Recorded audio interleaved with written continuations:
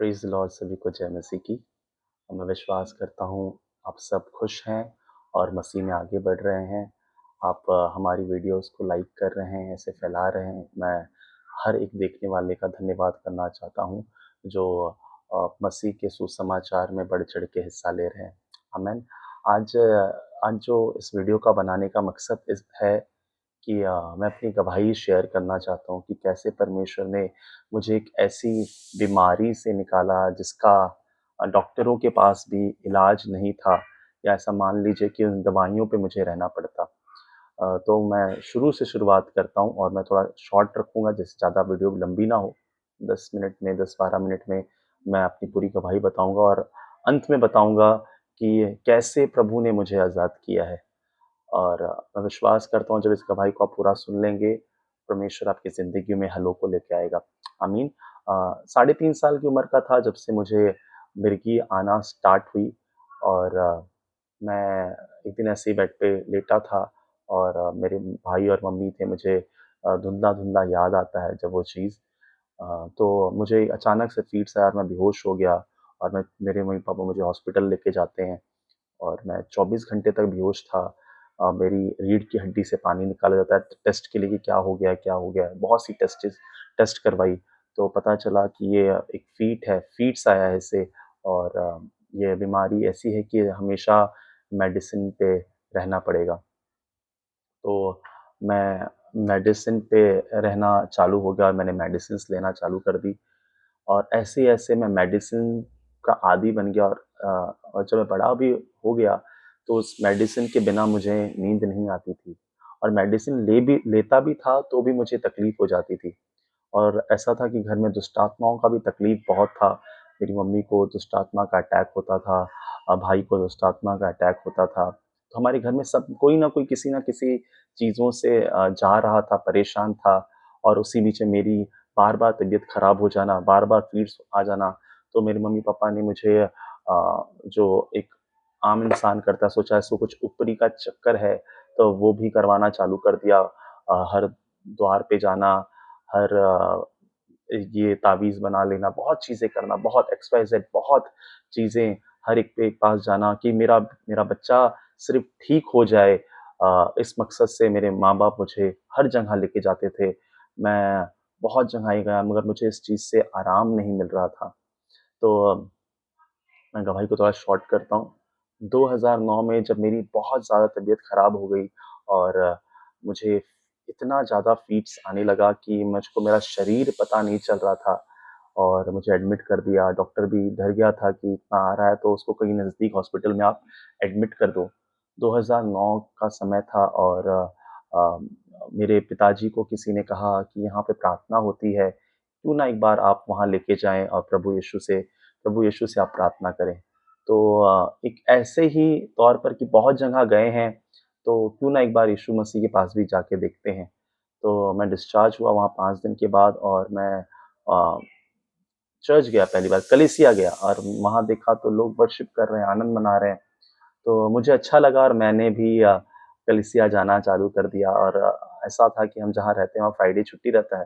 तो मेरे पिताजी, मेरे घर वाले सब फ्राइडे को जाने लगे। हम संडे नहीं जाते थे, हम फ्राइडे जाते थे। हमने फ्राइडे कलीसिया जाना चालू किया, धीरे-धीरे अच्छा लगने लगा, प्रचार अच्छा लगने लगा, और एक वचन जो आप बहुत लोग सारे मसीहियों का फ़ेवरेट होता है, एक वचन मेरे पास आया, जॉन 3:16, यूहन्ना 3:16, कि परमेश्वर ने जगत से ऐसा प्रेम किया, उसने अपना इकलौता बेटा दे दिया, ताकि जो कोई इस पे विश्वास करे, वो नाश ना हो, परंतु अनंत जीवन पाए। ये वचन ने मुझे ऐसा लगा कि ये वचन मुझसे बात कर रहा है, और यीशु मसीह मुझसे प्रेम करते हैं, और कि हाँ यार, मुझे यीशु मसीह प्यार करता है, और ये चीज़ मुझे बहुत अच्छी लगने लगी कि मेरे को यीशु मसीह प्यार करते हैं।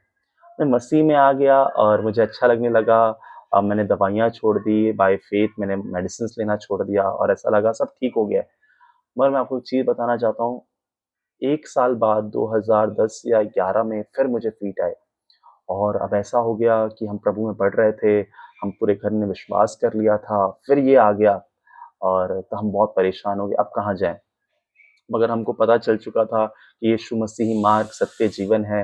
हम दृढ़ता से खड़े रहे, मेरा परिवार मुझे प्रार्थना में लेके गया, फिर मेरे लिए प्रार्थना हुई, मेरे पास्टर ने मेरे लिए प्रार्थना की, और फिर वो 2011 में हुआ। मतलब इतना ज़्यादा नहीं हुआ जितना पहले होता था, मगर एक झटका-सा आया। और फिर 2012 में फिर हुआ। तो मैं प्रभु में आ तो गया था, मगर इस बीमारी ने मेरा पूरी तरीके से पीछा नहीं छोड़ा था। मैं अंत में बताऊँगा ये क्यों ऐसा हो रहा था। फिर 2012 में मुझे फ़ीट आया फिर से। फिर मैं अपनी स्टडीज़ कंप्लीट करके मैं बहुत शॉर्ट में कर रहा हूँ कि आप जैसे वो अंत तक पहुँच सके, कैसे मुझे इस बीमारी से आज़ादी मिली। तो 2012 में मैंने अपनी पूरी स्टडी ग्रेजुएशन कर लिया और मेरे को फर्दर स्टडीज़ के लिए मैं दिल्ली चला गया। और मेरे पेरेंट्स ने मुझे दिल्ली भेज दिया और मैं दिल्ली में पढ़ाई करने चला गया। और 3 साल मैंने अ, वो 12 अपना ग्रेजुएशन करने 2014 में मैंने अपना ग्रेजुएशन कंप्लीट किया। 2015 में मैं दिल्ली गया। और 2015 में दिल्ली जाने के बाद और वो 2012 से लेकर 2015 तक मुझे फ़ीट्स नहीं आए थे। आखिरी बार आया था 2012 में। उसके बाद 3 साल मुझे फ़ीट्स नहीं आया। मैंने कोई मेडिसिन नहीं ली और मैं सही तरीके से प्रभु में चल रहा था। और मैं जैसे दिल्ली गया और 2015 11 जनवरी की बात है। मैं जहाँ रह रहा था, जिस हॉस्टल में था, मैं वहाँ छत पे मैं खाना खाने गया और मुझे फ़ीट आया और मैं चौथी माले की सीढ़ी से गिरने लगा। और एक व्यक्ति ने मुझे पकड़ लिया और उसने लेके आया, सब बोलने लगे, "क्या हो गया? क्या हो गया पवन, तुझे क्या हो गया?" तो मैं जैसे ही होश में आया और फ़ीट्स आता है तो उसके बाद आपको होश नहीं रहता आप कहाँ पर हैं। तो मुझे थोड़ा होश आने में टाइम लगा कि मैं हूँ कहाँ पर। फिर मुझे एहसास हुआ और मैं अपने कमरे में भाग के गया, घुटनों पर आया और मैंने कहा, "पिता, मैं आपके साथ सही नहीं चल रहा। मैं आपके साथ सही नहीं चल रहा।" कलीसिया, जितने जन मुझे देख रहे हैं, मैं आपको एक चीज़ बताना चाहता हूँ। प्रभु तो मेरे पास था, मगर मैं प्रभु के पास सही तरीके से नहीं चल पा रहा था। उसके साथ एक सही वॉक नहीं ले पा रहा था और इसीलिए वो दुष्ट मुझ पे बार-बार अटैक कर देता था। मैं दिल्ली चला गया और मैंने चर्च जाना छोड़ दिया, प्रार्थना करना बंद कर दिया और उसको एक मौका मिला कि उसने मुझ पे अटैक किया। और मैं जैसे ही 2015 11 जनवरी पे घुटनों पे मैंने आके दुआ की, प्रभु, मेरी गलती है, आप मेरे साथ हैं, मगर मैंने आपका साथ छोड़ दिया है।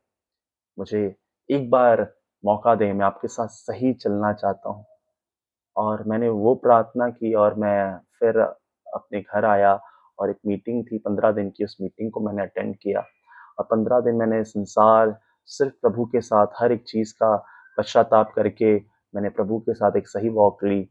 और मैं 15 दिन कोई मोबाइल नहीं, फ़ास्टिंग प्रेयर मैं एक ऐसी जगह चला गया। और मैं जब वहाँ से निकला, तो मैं कुछ और बन के निकला। और प्रभु से एक गहरा संबंध मेरा बन गया और मैं डेली प्रेयर करने लगा, बाइबल पढ़ने लगा। और ये चीज़ें जो मेरे साथ होती थी, मुझे डर लगता था, वो धीरे-धीरे डर जाता रहा। और वो 2015 और आज 2026 है। मैं कोई मेडिसिन नहीं ले रहा और कोई फ़ीड्स मुझे नहीं है और प्रभु ने मुझे पूरी तरीके से आज़ाद कर दिया। मैं आपको एक चीज़ बताना चाहता हूँ कि कब मुझे आज़ादी मिली, कब प्रभु ने मुझे चंगा किया। बहुत जन चर्च आते हैं और सोचते हैं प्रभु कर देगा, प्रभु कर देगा, पर वो कभी फैसला नहीं कर पाते कि मुझे मसीह के साथ एक सही कदम उठाकर चलना है, मुझे मसीह के साथ दोस्ती करनी है, मुझे प्रभु के वचन में बढ़ना है, मुझे उसकी संगति में बढ़ना है। वो सिर्फ़ एक ही चीज़ करते रहते हैं, मुझे चंगाई चाहिए, चंगाई चाहिए। और वो चर्च आते हैं चंगाई लेने के लिए, मगर बाहर वही जीवन जीते हैं जैसा संसार जीता है। और जब उसका परिणाम उनको नहीं मिलता, उनकी प्रार्थना का उत्तर नहीं मिलता, तो वो प्रभु पे दोष लगाने लगते हैं कि क्यों प्रभु मेरी ज़िंदगी में नहीं कर रहा।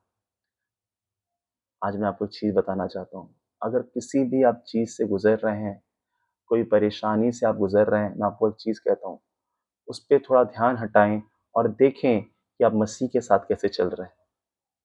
उसने मैं ऐसा अब मुझे ऐसा लगता है, जब मैं पहली बार चर्च गया था, मैं प्रभु ने और जिस दिन मैंने उससे कबूल किया, चंगाई तो मुझे उसी दिन मिल गई थी। मैंने चंगाई मैं उसी दिन पा चुका था, मगर मैं सही तरीके से प्रभु के साथ चलता नहीं था। मैं उसे धोखा दे देता था, संसार की चीज़ों को देखकर धोखा दे देता था और जैसे ही मैं संसार की तरफ मुड़ता था, वो संसार की बातें मुझे पकड़ कर इस बीमारी में खींच लेके आती थी। बाइबल कहती है, परमेश्वर दाखलता, हम उसकी डालियाँ हैं। हम उसमें ही फल सकते हैं, हम बिना उसके फल नहीं सकते। आज मानिए कि आपको प्रभु के साथ अगर आप सही तरीके से चलना चालू कर दें, उसका हाथ पकड़ लें और प्रभु को कहें, प्रभु मेरे बल से, मेरी शक्ति से नहीं, पर आपकी आत्मा के द्वारा सब कुछ हो सकता है। आपका आत्मा मुझे बदले। एक बदलाव के लिए प्रार्थना शुरू करें और जैसे मैं सच बताता हूँ, जैसे आप बदलाव के लिए प्रार्थना चालू करेंगे, बहुत सी चीज़ें हैं जो अपने आप, बहुत सी बीमारियाँ अपने आप जाती रहेंगी, जब आप बदलाव में आ जाएँगे। अपने जीवन को मसीह निर्धारित आप बनाना चालू कर देंगे और प्रभु आपकी हर एक बीमारी को निकाल देगा। आमेन, आमेन। प्रभु से ताकत माँगे, प्रभु से बल माँगे और प्रभु के साथ इन दिनों में एक सही रिश्ते में और सही वॉक में आएँ। आमेन। प्रभु, मेरा विश्वास है इसके भाई के द्वारा आप आशीषित हुए होंगे। उनको ज़रूर शेयर कीजिएगा जो इस वक़्त किसी न किसी प्रॉब्लम में जा रहे हैं। मेरा विश्वास है परमेश्वर उनकी ज़िंदगी में एक नई आशा लेके आएगा। God bless you.